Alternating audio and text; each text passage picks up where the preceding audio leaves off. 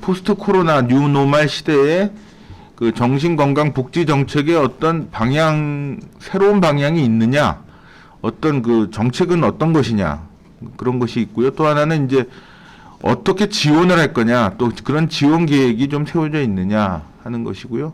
세 번째가 이제 지역 편차가 원래 있었는데 이렇게 어려움이 닥치니까 지역 편차가 더 커진다고 합니다. 그래서 그런 지역 편차를 좀 줄일 수 있는 방안이 있으신가, 크게 이렇게 요약이 되는 것 같습니다. 그래서 정책에 어떤 변화가 있는지, 또 이런 코로나 시대에 대비할 수 있는 그 어떤 지원책이 있으신지, 그 다음에 지역 편차를 줄일 수 있는 어떤 방안이 있으신지 좀 부탁을 드리겠습니다. 네. 그 이제 정책 방향은 제가 간단하게 아까 말씀을 드렸었는데요. 결국은 코로나와 함께 살아갈 수밖에 없기 때문에 그 이제 방역 조치를 일상에 또는 업무에 그냥 같이 하면서 기존의 진료 활동, 재활 활동, 정신장애인, 정신질환자 지원 활동들을 할 수밖에 없습니다. 대면 서비스의 방식도 변화가 돼야 되고, 또 대면이 안 되는 대면을 굳이 하지 않아도 되는 분야는 가급적이면 비대면으로 전환하는 그런 방식으로 나갈 수밖에 없고요. 이미 아까 널프룸에서 보여주신 바와 같이 현장에서는 발빠르게 적응하는 모습을 보여주고 있습니다. 이런 부분들을 이제 지원하는 정책이 되겠죠. 현장에서 이런 일들을 하려고 하는데 제도적으로 여기에 걸림돌이 있다든지, 또는 현실적인 뭐 재정적 뭐 인력 이런 문제가 생긴다든지, 뭐 이런 부분에 대해서 저희들이 도와드릴 수 있는 방법들을 찾게 되겠습니다. 그리고 이런 코로나와 관련해서 아까 정신병원의 여러 가지 열악한 환경들, 이런 부분들을 개선을 해야 되는데, 결국은 이제 사진에서 보셨던 것과 같이 이렇게 병동 환경이 그렇게 좋지 않은 병원들이 많습니다. 그래서 병실의 그 구조를 바꾼다든지, 또는 병동의 감염 관리에 적합하도록 그 뭐 이렇게 화장실이라든지 또는 병실 규모 축소라든지 뭐 이런 부분들에 대해서 개선을 필요하는 것은 또 비용과 또 제도적인 그런 이제 뒷받침이 있어야 됩니다. 그래서 그런 부분에 대해서 법적 장치도 만들고 지원을 해야 될 그런 예산이나 뭐 이런 부분에 대해서 지원 대책을 만들어야 되겠습니다. 지역 편차는 항상 있어 왔던 일이었는데, 저희들이 그 이제 가장 우수한 뭐 저희 그 전국 단위에서 보면 그 이제 인구가 많고 또 인프라가 충분한 지역은 그나마 서비스가 좀 원활하게 진행되는 면이 있고요. 그 좀 시골이나 이런 쪽에서는 인프라도 열악하고 지원을 잘 못하는 또 격차가 심한 부분들이 있습니다. 이런 이제 지역적 편차라든지 또는 서비스의 불균형에 대해서는 저희가 단기간에는 개선할 수 없다 하더라도 꾸준하게 그 잘하는 곳은 계속 장려하고, 좀 떨어지는 부분들은 저희가 계속 컨설팅과 지원을 통해서 끌어올리는 그런 부분들을 차근차근 연차적으로 그렇게 진행을 하려고 합니다. 정신재활시설을 확충해 나간다든지, 전문 인력들의 부족을 좀 해소한다든지, 이런 부분에 대해서는 저희가 계속 노력을 할 계획입니다. 예, 답변 감사드립니다. 그런데 뭐 여러 가지 명분이 좋으니까요. 차라리 이참에 정신병원에 대한 방역 시설 강화를 하는 것보다 밀집도를 줄이면 방역이 잘 될 테니까 차라리 좀 탈수영화에 시동을 거시는 것도 좋지 않을까. 뭐 어차피 방역을 하려면 밀집도를 줄이고 좀 더 좋은 그런 환경에 놓여져야 될 테니까요. 물론 이제 탈수용화를 시키려면 법도 바꿔야 되고 정책도 바꿔야 되고 수가 개발도 해야 되고 예산도 만들어야 되고 또 여러 가지 거주 시설이나 이런 것에 대한 대비도 해야 되고 지역사회 시설도 더 만들어야 되고 복잡합니다만은 명분이 좋으니까 이번 기회에 한번 밀집도를 줄여야 되겠다, 방역 때문에. 그래서 한번 탈수용화에 시동을 걸어주시는 것도 좋은 방법이 되지 않을까, 그렇게 생각을 해봅니다. 예, 지금 그 댓글에서 질문이 오신 것을 하나 제가 말씀드리고, 이거는 윤미경 선생님이 답변해 주시면 좋을 것 같아요. 무슨 말씀이냐 하면은 회원들이 뭐 센터나 재활시설에 다니면서 가족 그래도 밖에 나가서 이렇게 생활을 하고 가족들하고 이렇게 같이 부대끼는 시간이 좀 적었는데 최근에 계속 집에만 있다 보니까 가족들과 접촉 시간이 증가하면서 가족 간의 갈등이 좀 증가하는 경우가 있다. 그래서 이런 경우에 가족 간의 갈등을 줄이고 또 가족에 대한 적절한 개입을 함으로써 좀 이런 가족 간의 불필요한 갈등이 없어지도록 하는 좋은 방법이 있는가 그런 작업들을 좀 하고 계신가 그런 얘기입니다.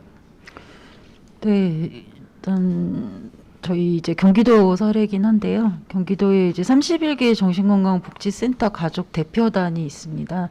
그래서 연초에 이제 코로나가 19가 있기 전에 연초 가족 사업 계획을에는 이제 대면을 해서 또 순회 방문을 해서 가족분들을 상담하고 교육하는 계획이 있었어요. 그런데 코로나19가 터지고 나서는 이제 변경을 하게 됐습니다. 어떻게 변경을 했냐면 이 가족분들이 준비되신 분들이 한라인 상담 전화를 받고 계시는 거죠. 그래서 비대면으로. 그래서 집에 계시는 가족분들의 뭐 스트레스나 뭐 불안, 우울 등등 또 치료비가 필요하신 경우의 안내 등등을 포함해서 가족이 가족분을 도와드리는 그런 그 상담 전화를 개설을 했는데 실적이 많습니다. 그래가지고 올해 12월까지 시범으로 가동을 하면서 그러면서 또 이제 소정에 또 동의를 하신 분들에 한해서 소정에 또 힘내삼이라는 기념품도 보내드리고 이러면서 이제 비대면 서비스로 좀 전환하는 그런 프로그램을 하나 한 것이 있긴 합니다. 예. 네. 가족분들이 가족을 도와주는 그런 전화 상담 프로그램을 잘 운영하고 계신다는 말씀이시죠? 네. 네. 뭐 참고가 되셨으리라고 생각합니다. 이제 시간이 한 7, 8분 정도 더 남은 것 같습니다. 그래서 혹시 토론자 분들 중에서 이거는 좀 더 말씀을 추가하시고 싶다 하신 분이 혹시 계시면 지금 한 3, 4분 이용하셔서 말씀을 해주시기 바랍니다. 안 계신가요? 예, 그러면 저기 댓글에서 올라온 질문을 하나 더 드리겠습니다. 정신건강복지센터 관련해서 열심히 일하는 만큼의 보상도 좀 따르는 환경에서 일할 수 있으면 좋겠습니다. 일은 정신건강복지센터가 하고 평가 및 보상은 보건소가 받는 구조적 문제는 좀 해결이 필요하다. 이런 절실한 좀 현실적인 문제를 말씀하셨고요. 기존에 들어온 그 질문에도 그 정신건강복지센터가 평가를 받는 데는 실적도 참 중요하다. 그런데 지금 비대면으로 바뀌면서 실적을 우리가 평가받는 것이 많이 바뀌어야 될 것 같다. 그래서 비대면 서비스에 대한 실적 평가는 어떻게 하실 계획이냐 이런 질문도 있었습니다. 그래서 요 두 가지 합쳐서 홍 과장님께서 계속 말씀해 주실 수밖에 없을 것 같습니다. 비대면 서비스에 대한 실적은 어떻게 평가하실 것이며 또 이제 정신건강복지센터가 좀 평가를 못 받고 행정적인 차원에서 좀 눌리는 느낌이 있으신 것 같은데 그런 면에서는 어떻게 좀 정리가 될지요? 네, 지금 이제 현장에서 제일 요 코로나 관련해서 대응을 하고 있는 가장 이제 힘든 곳이 이제 보건소와 정신건강복지센터입니다. 보건소는 선별진료소를 운영한다든지 실질적인 전체적인 방역을 책임지고 있기 때문에 물리적으로 모든 업무가 다 이렇게 방역 업무로 이렇게 집중되어 있습니다. 그리고 그나마 또 이 보건소에서 정신건강복지센터 운영을 이제 전문기관에 위탁한 경우에 이제 정신건강복지센터가 보건소 외에 이제 설치되어 있는데 이 기관들조차 그 코로나 관련된 그 자가격리자에 대한 뭐 심리 상담이라든지 일반인에 대한 심리 상담 업무가 엄청나게 가중되고 있어서 힘들어 하십니다. 거기다가 본인들이 평소에 돌보는 정신질환자와의 그 소통이나 또는 뭐 이런 연대가 이제 단절됨에 따라서 불안과 걱정도 크십니다. 우리 환자들이 잘 있을까? 또는 그분들이 어려움을 겪다 그러면 한 걸음에 가서 이제 도와드리고 할 수 있었는데 지금은 그것마저도 좀 되게 어려워하는 그런 환경에 있음을 저도 잘 알고 있습니다. 그래서 보건소든 정신건강복지센터든 어쨌든 그 이제 우리나라 이제 보건 전달 체계에 있어서 그 최첨단에 계신 분들인데요.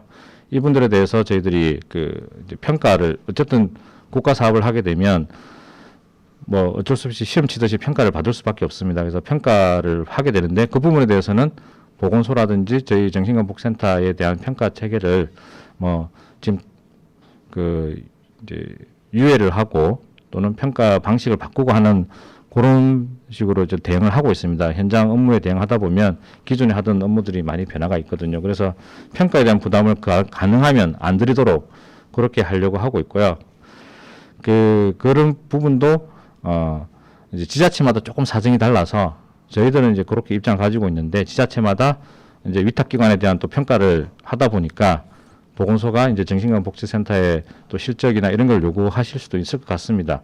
그 부분도 저희가 최대한 그 지자체 얘기해서 위탁기관에 대한 그 평가를 좀 위탁 사업에 대한 평가를 좀 탄력 있게 적용해 주십사. 그렇게 한번 그 계속 전달을 좀 하도록 하겠습니다. 그리고 노력에 대해서 이제 보상을 받으셔야 되는데 그 보상이 이게 이제 공무 위탁이고 공무를 수행하다 보면 그게 저희들이 뭐 민간 기업처럼 그런 식의 보상이라는 게 참 가기가 힘듭니다. 그래서 뭐 공무원들한테 이제 보상이라 그러면 뭐 상장도 받고 뭐 포상 휴가도 주고 또는 이제 뭐 이제 이런 식이 있는데 저희들이 결국은 이런 업무를 하게 되면 경제적인 보상보다는 그 업무의 보람이나 뭐 이런 쪽으로 갈 수밖에 없는 그런 부분에 대해서 좀 너무 기계적인 답변밖에 못 들어서 죄송하고요. 제가 최대한 그 일은 그래도 덜 힘들게 그 인력적인 뭐 이제 부족한 인력이라든지 처우라든지 이런 쪽에 있어서 환경을 좀 개선할 수 있는 방법들을 최대한 좀 확보해드리도록 하고 이 뭐 건건에 대한 힘든 일을 했으니까 뭐 이렇게 다가오는 상처럼 그렇게는 못 해드린다 하더라도 전반적인 처우에 대해서 이번에 많은 이제 서비스 제공에 대해서 알려지게 됐고 정신과 심리 방역에 대해서 중요성이 강화되었기 때문에요. 저희들이 이 부분에 대해서 전반적인 업무 환경이 좀 개선될 수 있는 그런 쪽으로 좀 추진하도록 그렇게 하겠습니다. 예, 답변 감사드립니다.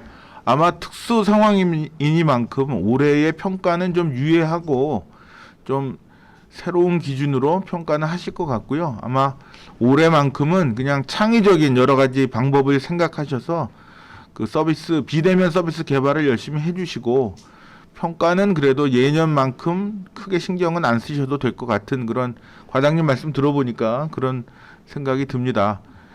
그리고 정신건강복지센터나 이런 데서 일하시는 분들에 대한 그 어떤 그 인정, 그 다음에 그분들에 대한 노고에 대한 치하, 이거는 상당히 필요한데 1차적으로는 그 책임을 맡은 센터장들이 좀 잘 하셔야 됩니다. 그리고 광역에서도 좀 일선에서 일하시는 분들에 대해서 좀 더 신경을 써 주셔야 되고요. 당사자 분들이 우리 그 서비스 공급자들한테 느끼는 그런 어떤 위화감만큼이나 센터에서 일하는 분들이 그 행정관리 감독 체계인 보건소에서 느끼는 그런 심정도 좀 있긴 있습니다. 근데 어떤 곳에서는 또 잘 이렇게 협조가 되고 있고요. 그래서 그거는 뭐 구조적으로 해결해야 될 문제도 분명히 있지만 현장에서 의사소통을 하면서 해결해야 될 문제도 있다.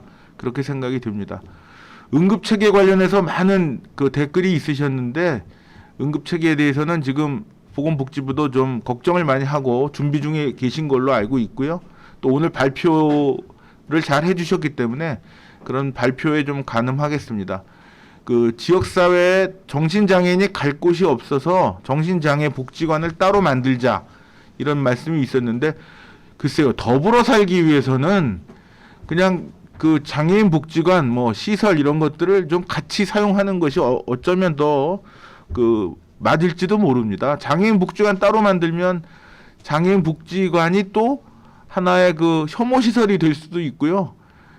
우리는 그냥 같이 더불어서 잘 사는 것이 더 중요하기 때문에 복지관이나 뭐 일반 시민들이 이용할 수 있는 곳을 우리 정신장애인들이 마음 놓고 잘 쓸 수 있게 오히려 우선 배려를 해주는 이런 태도가 더 중요하지 않을까도 생각을 해봅니다. 예, 시간이 다 되었습니다. 그래서 이제 사회자한테 마이크를 넘기겠습니다. 토론에 참여해주신 여러분들과 또 유튜브 시청해주신 분들께 감사의 말씀을 전합니다. 감사합니다. 네, 감사합니다. 지금까지 발표해주신 모든 연자분들과 또 토론해주신 분들, 또 좌장으로 수고해주신 이선환 교수님께 다시 한번 감사드립니다.